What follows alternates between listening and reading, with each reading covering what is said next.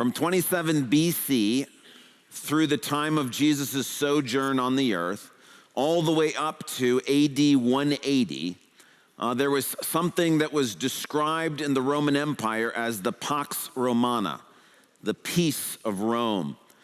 And this was the idea that Rome was going to be providing peace from external wars, peace for individuals in their lives so they could get on living their lives. Now, unfortunately, we know sort of from history that there wasn't really peace for Romans, and especially not peace for non-Romans during that time, but this was the way they marketed it. They had been a war-torn empire, and so the transition from war to peace was the Pax Romana, this effort that they would provide peace to the empire. Now, one of the phrases that was kind of the key marketing phrase or the key phrase for the Pax Romana was peace through strength. The imperial might of the Roman Empire, the promise is that through their might they would provide peace, freedom from war, freedom from worry. It didn't work out that way, but it was a powerful idea that if you're strong enough, then you can experience peace. Well, the phrase peace through strength, that resonated with lots of people, and lots of people picked that up throughout history and repeated that idea. Most notably, kind of close to home, Ronald Reagan picked up on it in the 1980s, and this was part of the Republican platform, peace through strength. And we can debate how effective those policies were or weren't. But the reality is, if you go back and you look at the Roman Empire, if you go back and look at people throughout history, if you go back and look even at America, the problem is that nobody has actually, no country and no individual has actually had the strength, the moral character, and the authority to bring real peace. That we look around the world today and we want peace, but we see what's happening in the Ukraine, and we see what's going on in Ethiopia, and in Iran, and in Haiti, and we look around the world and we see a world that is torn apart with strife and conflict, and even when those conflicts end, which we pray that they will, the ongoing stress, the PTSD, the struggles that people are going through, is a lack of peace. And not just in world powers, but in our own lives individually. You read the news, you're on social media, there's just craziness happening, whether it's inflation, just stress, whatever it may be. There is a lack of peace. And no individual and no country has the strength and the authority, either in personal character or external power, to actually bring about peace through strength. But the good news is, we're gathered here to celebrate one who does have that. He is called the Prince of Peace.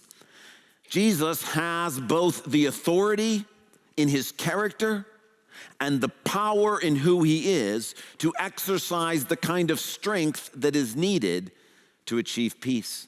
And so this morning we're going to be talking about how you and I can experience peace with God and peace from God.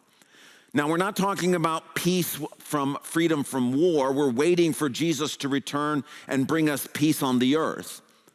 But until that time comes, you and I can still experience genuine, real, supernatural peace from God, no matter what we go through in life. And so to do this, I'd like to take us through a couple of stories in the Bible. And I invite you to take a Bible and turn to the book of Matthew, chapter 8. That's page 789, Matthew chapter 8. And this morning we have something special for our scripture reading. Instead of me just reading the passage to you, we asked if some adults in our special needs ministry and some of the helpers in the special needs ministry would read this for us. And so we've made a little video, and some of the members of our special needs ministry read the first story, which is verses 23 to 27. And some of those who are volunteering in that ministry are going to read for us the second story, verses 28 to 34. So the words will be on the screen, but just watch and listen as they read our passage for us today. Then he got into the boat, and his disciples followed him. Suddenly a furious storm came up on the lake. So the waves swept over the boat, but Jesus was sleeping. The disciples went to wake him, saying, Lord, save us, we're going to drown. He replied, You have little faith. Why are you so afraid? Then he got up and rebuked the winds and the waves, and it was completely calm. The men were amazed and asked, What kind of man is this? Even the winds and the waves obey him. When he arrived at the other side in the region of the Gadarenes, 2 demon-possessed men coming from the tombs met him. They were so violent that no one could pass that way. What do you want with us, Son of God? They shouted. Have you come here to torture us before the appointed time? Some distance from them, a large herd of pigs was feeding. The demons begged Jesus, If you drive us out, send us into the herd of the pigs. He said to them, Go. So they came out and went into the pigs, and the whole herd rushed down the steep bank into the lake and died in the water. Those tending the pigs ran off, went into the town, and reported all this, including what had happened to the demon-possessed men. The whole town went out to meet Jesus, and when they saw him, they pleaded with him to leave their region. Amen, and thank you to our special needs ministry for being willing to read that for us. We have 2 stories here, and they go together. The first story is like a preview for the second story, and the second story is like a sequel to the first story. It takes the sort of themes and ideas introduced in story 1 and expands them in some new and surprising ways. So let's go through these 2 stories. We'll start with the first one. It's a story about a storm on the Sea of Galilee. In verse 24, Matthew writes, Suddenly a furious storm came up on the lake. Now, the words that Matthew uses for furious storm are especially noteworthy. In Greek, it literally says mega seismos. Now, you might be able to guess that the word mega means big or strong. Any guess what the Greek word seismos means used in other contexts? We get the word seismic from it. Earthquake. This is not the normal word for a storm on the sea. In fact, it's the only time in the Bible it gets used for this. This is the word for earthquake. And what Matthew is trying to get across is that this is not just a rainstorm, and this is not a windstorm. This is something where it feels like life is being shaken. The NIV translates it with a furious storm. And the idea is that the disciples, who are quite accustomed to the Sea of Galilee and have been on it, some of them, probably every day of their lives, are so shaken by this storm that they feel for sure they're going to die. Now, there's other storms we read about in the Bible, well, especially the one where Jesus goes and walks on the water. That's a different story. In that story, the disciples are like, okay, this is no fun. We're rowing hard against the winds. This one, they're actually shaken to their core. They're afraid they're going to die. The boat is shaken, and they're sure that all of life is going to end. And where's Jesus during this time? Sound asleep.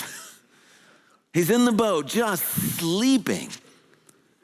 Now, sleep is a sign of being at peace. Usually for you and I, if we've got even the slightest worry, the thing we're anxious about, or even if you're just not sort of decompressed from the day, it can sometimes be hard to fall asleep. The fact that Jesus is asleep in the boat is a sign that he is totally at peace in the midst of the face of death. So the disciples are like, we got to wake this guy up. We're going to die. And so they shake him awake and they're like, Jesus, we're going to die here. He gets up. He says, what's the matter? Don't be afraid. And then it says he rebukes the wind and the waves. It says in our passage, verse 25, he rebuked the wind and the waves, and it was completely calm. In Greek, that is mega calm. So we go from mega seismos, mega storm, to mega calm in an instant. You and I have never seen anything like this. Can you imagine being on a sea, on a lake, that the storm is so bad that you are sure that even though you are a professional fisherman, you're sure you're going to die. And one moment later, it's calm and glassy. It's not that Jesus gets up and is like, okay, wind and waves, stop, and they kind of slowly dissipate. It's not like over the next hour, it kind of calms down. Instantly, Jesus says the words, and it goes from the worst storm they'd ever seen in their lives to totally, completely calm. Not a wave on the lake at all. Well, it says in verse 27, they were amazed. Nobody's seen anything like that. And so they say, what kind of man is this? Even the winds and waves obey him. Now we have a modern praise song that we sing that I think is super powerful. It's based off this story. The opening lyrics of the song are, grander earth has quaked before, moved by the sound of his voice. Seas that are shaken and stirred can be calmed and broken for my regard. And then the bridge, which has this line that always gets me when I sing it. I still don't know why. So let go my soul and trust in him. The waves and wind still know his name. This is peace through strength. Jesus has the authority and the power to simply be still. And the waves and wind, they don't know who I am. They don't know who you are. They don't know anybody. They know who Jesus is. He is the creator of every molecule of water, every breath of wind. And they know it. And he knows it. And so when he tells the wind and the waves to be quiet, they have to obey. This is what everybody wants, peace through strength. Somebody who has the ability to control the circumstances of life. Someone with the actual authority to be able to say, be still, and have it happen immediately. Well, story 1, like I said, is a preview for story 2, which is the sequel that takes this idea and expands it further. We can see that they're related together, verse 28. When he arrived at the other side in the region of the Gadarenes, 2 demon-possessed men coming from the tombs met him. They were so violent that no one could pass that way. Story 1, violent storm. Story 2, violent men. At the end of story 1, the violent storm has become calm. At the end of story 2, the violent men have become calm. They are at peace. And just like in story 1, Jesus confronts powers, meaning nature, that is beyond our control. In story 2, Matthew tells us he comes face to face with supernatural powers that are beyond our ability to control and influence. In story 2, Matthew also uses a really unusual word. It's in verse 31 when he talks about demons. Matthew has a word that he uses for demons in every other context, but here he uses a related word. And what he's effectively calling them is not demons, but possessors.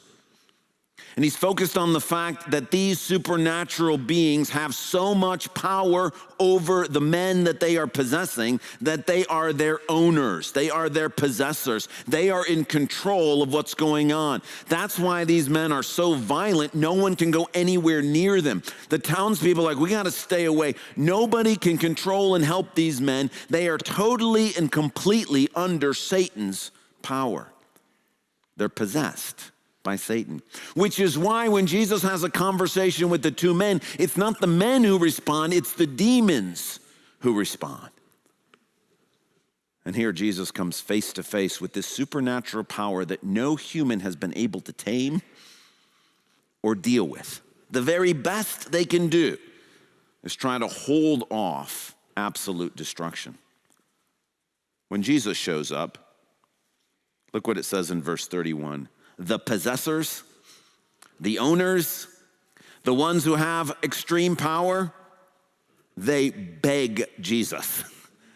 They don't ask, they don't request, they don't demand. They absolutely beg him. This is the Son of God. This is God Most High. And you've come face to face with these beings that have exercised control and authority over these humans until they meet Jesus. And they beg him for something. Now, what they beg him for is really unusual. What is it they want? They want Jesus to cast them not into the abyss where they'll be tortured, but into the pigs. It's a strange request. And you ask the question, why do they want to go in the pigs? Notice what it says. It says that if you drive us out, they understand there's not going to be a fight. Right. There's not going to be a battle. Jesus, if he decides it, they're leaving. He just says the word and they're gone. And so they make a humble, can you say that? Humble request. Hey, if you choose to drive us out, we know there's not going to be a fight. There's nothing we can do. But would you put us into the pigs? Why? Well, the best we can guess is that pigs were considered unclean animals, and these are often called unclean spirits. So I think the demons are like, well, yes, if we can't be in humans, we'd rather be in the unclean pigs.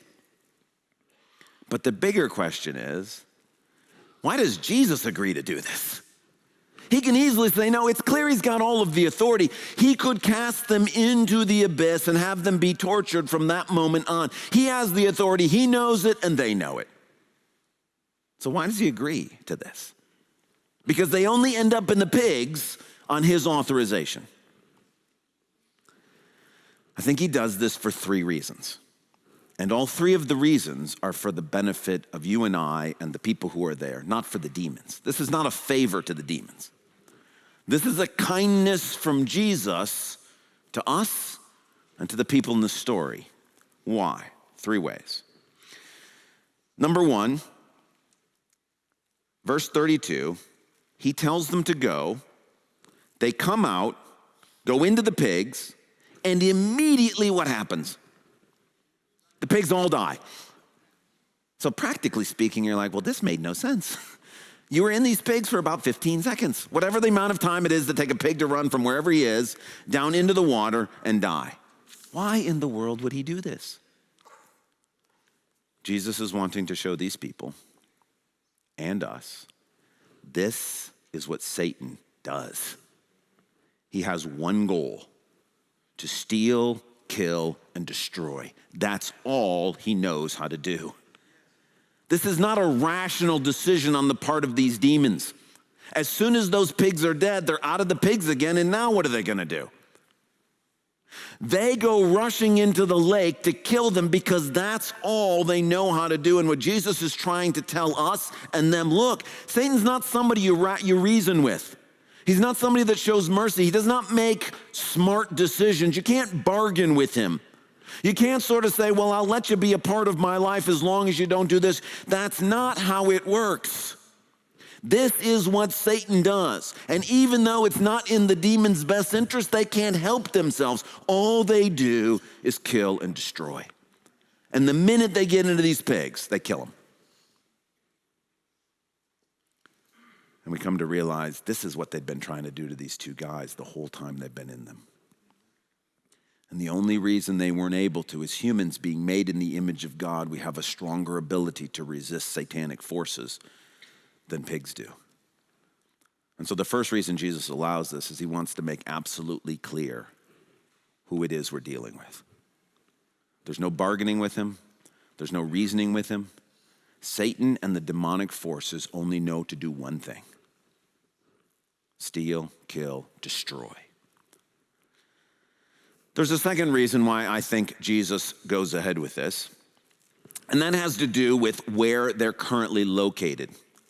It says they arrived on the other side. That means the other side of the Sea of Galilee. So they're on the Sea of Galilee, big storm. They get to the other side of the Sea of Galilee. If you look up on a map what that region was called at the time of Jesus, it's called the Decapolis, which deca means 10, polis means city in Greek. It sounds like it's a Greek area, but it's not supposed to be. Do you see where that little star is on the map up there under the Sea of Galilee? That's basically where we think this took place.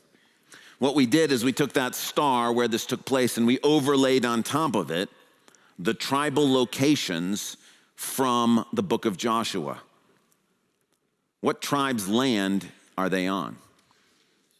Manasseh, it's half of the tribe of Manasseh, which means this was supposed to be Jewish land. This was land given to the Jews by God. This is what they conquered with Moses in Sihon. This is his area. Question, why are there pigs here? Pigs are not kosher. Jews are not allowed to raise pigs. You can't eat them, you can't raise them. Another gospel account tells us there's probably 2,000 pigs here. This is not a small amount of pigs. What are they doing there? They're not supposed to be there. And Jesus is helping us to understand, because these people have not obeyed what God asked them to do, they opened the door for these demons to come into their region. This is God's land. The demons have no power there, but these people who have chosen to disobey God's rules for the Jewish people and are herding, eating, and taking these, having these pigs, buying and selling them, have opened the door for Satan to come in and bring chaos. So why does Jesus let the demons go into the pigs? Here is the crazy thing about his power and his authority. He's actually using Satan to clean up Satan's mess. Is that not crazy? Jesus knows how this all works. He says, look, if we didn't have the pigs here, we wouldn't have the demons in the first place. I will let the demons go into the pigs because they're going to clean up the stuff that's not supposed to be here. Who can do that kind of stuff?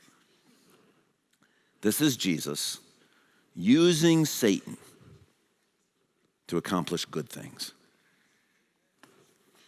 There's a third reason why Jesus allows the demons to go into the pigs, and it has to do with the response of the townspeople. Now remember, they're sort of out a ways because these two guys were so violent, the demons were so intent on killing and destroying everything. Nobody could go anywhere near them, and although they had tried lots of different ways, chained these guys up, tried to figure out how can we, nobody could control what was going on, and so they basically like, the only hope we got is for distance. You stay out there, and we'll be in the town here. Well, pretty soon the people who are in charge of the pig herding, they go running to the townspeople, and they're like, we got some news to tell you.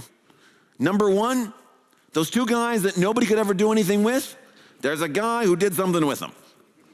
And number two, all your livelihood is gone. So the townspeople, I have to imagine, have some curiosity and probably some what? All the pigs are gone? That's a lot of money. So they come running out from the town to find Jesus. Now look at the way Matthew writes this up. It's really fascinating. Verse 34, then the whole town went out to meet Jesus. Now, you would expect the next line would just be, if they don't want him there, they pleaded with him to leave the region. But look what the next phrase actually says. And when they saw him, that's when they pleaded with him to leave their region.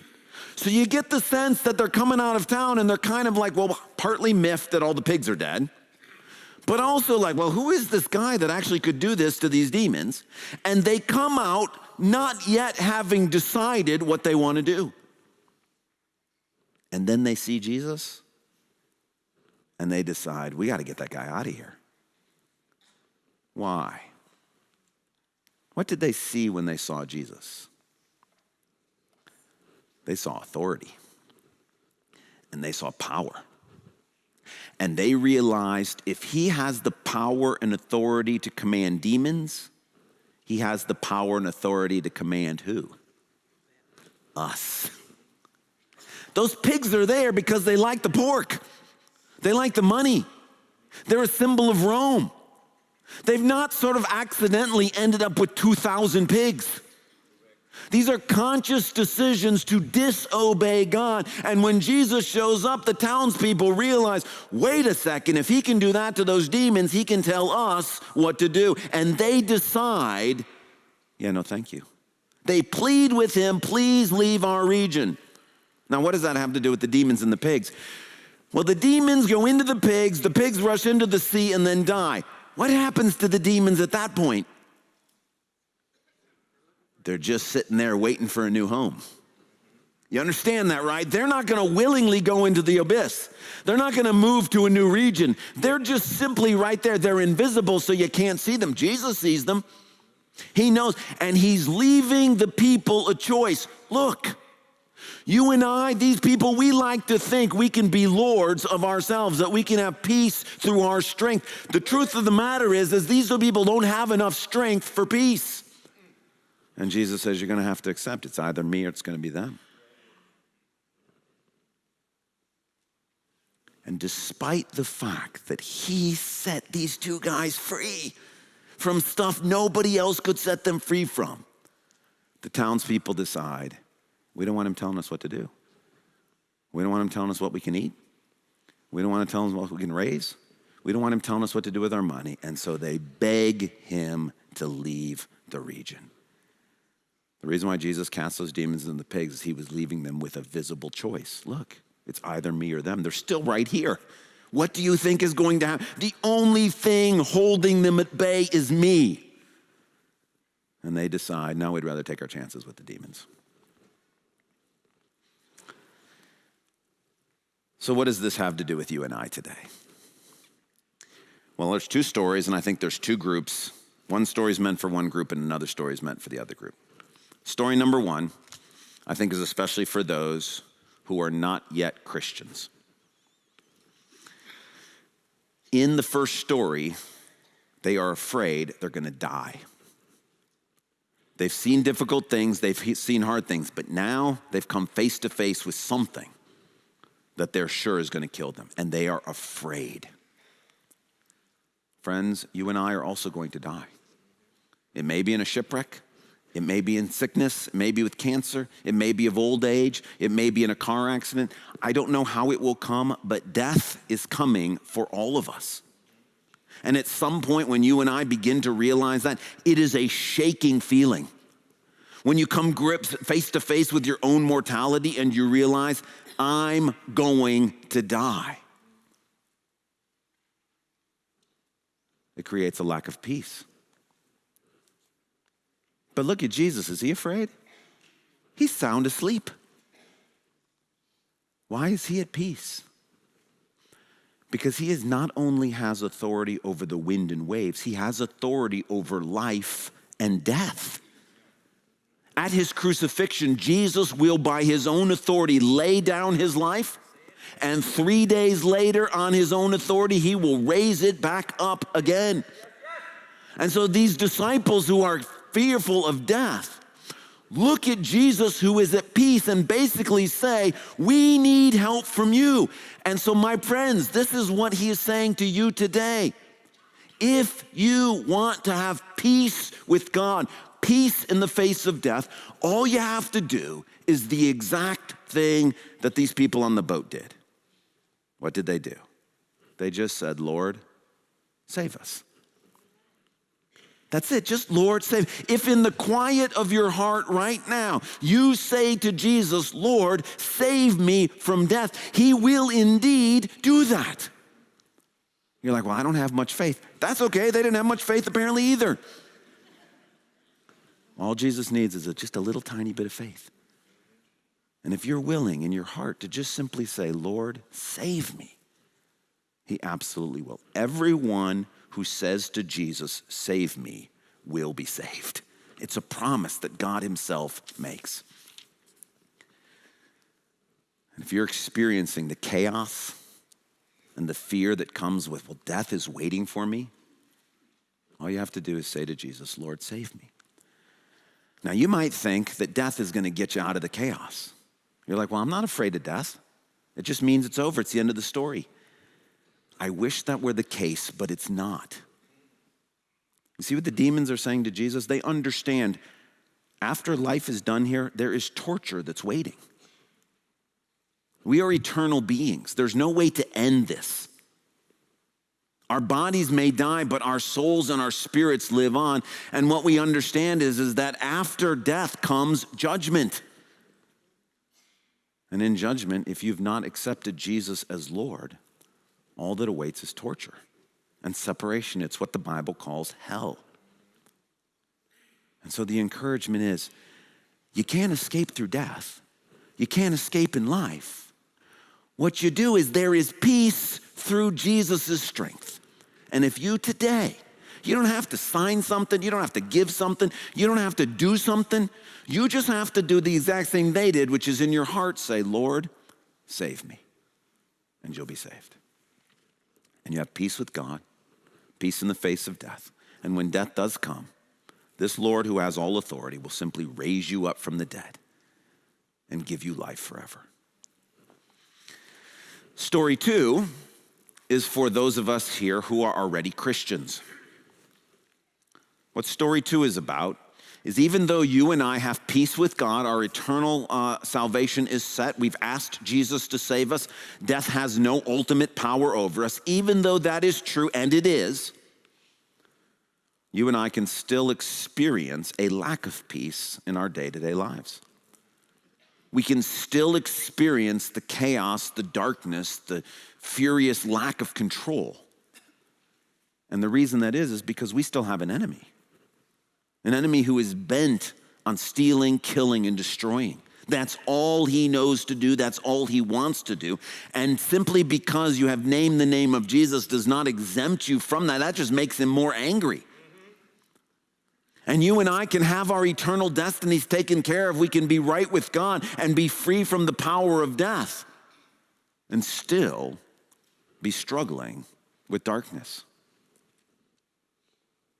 And the encouragement from Jesus to you and I is that, and I know this firsthand, if you're experiencing this kind of darkness, maybe it's panic attacks, maybe it's depressive thoughts and feelings, maybe it's suicidal thoughts, maybe it's an inner voice accusing you of things. Maybe it's shame and guilt. These are the tools and the deceptions of the evil one. If you are experiencing these, it may very well be because there is a door in your life that you're letting him in through.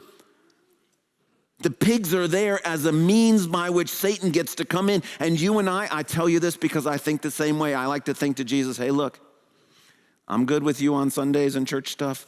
I'm good with you taking care of this stuff. But this over here, I want to raise my pigs. I want the money. I want the good taste of pork. I like bacon. I want this stuff, and whatever it may be the idea like, look, I want to live with this person even though we're not married. I want to have sex with who I want to have sex with. I want to deal with money and deal with it the way I want. I love having an idol of politics. I want to be able to read all this stuff and be involved in all the conspiracy theories. You may think, you know what? I want to be able to give vent to my anger. Jesus, you can have the rest of this stuff, but just leave this alone. I want my video games. I want my food addiction. I want my desire for affirmation. Whatever it may be, the problem is that's a doorway that darkness is coming in through. You don't have to have the whole house open. You only got to have a window open. So here is the kindness of Jesus and the message to you and I. Please, let us stop deceiving ourselves. We do not have the strength to withstand this enemy. We're not smart enough, we're not strong enough, we're not holy enough, we're not good enough, we're not wise enough. We cannot do it. But Jesus, in his grace and his power, wants to clean up the areas of our life that Satan is getting in through. He wants to close the window. But there is a catch. And the catch is, Jesus can only exercise his lordship over Satan as Lord. And if you and I will not let him be Lord in all areas of life, he cannot exercise that authority. We got the same choice that the townspeople do. You come out and you look at Jesus, and on one hand you think, man, look at that power. And you read these stories, and you're like, woohoo, still the storm, fantastic, powerful. But then you also think, wait a second, he's going to tell me to stop living with that person. He's going to tell me to stop sleeping with that person. He's going to tell me to stop acting this way. He's going to tell me that I got to go do these things. And the answer is yes, he will. Not because he's a killjoy, but because this is the window that the darkness is coming in through. And in his glove and in his grace, you cannot have peace with Satan. There's no way to bargain with him. There's no way to give him a portion of your life and think it's going to turn out okay. It can't happen. And so for you and I, the encouragement from Jesus is, you can take your chances with him. You can take your chances with me. I'm offering you peace. Peace through strength.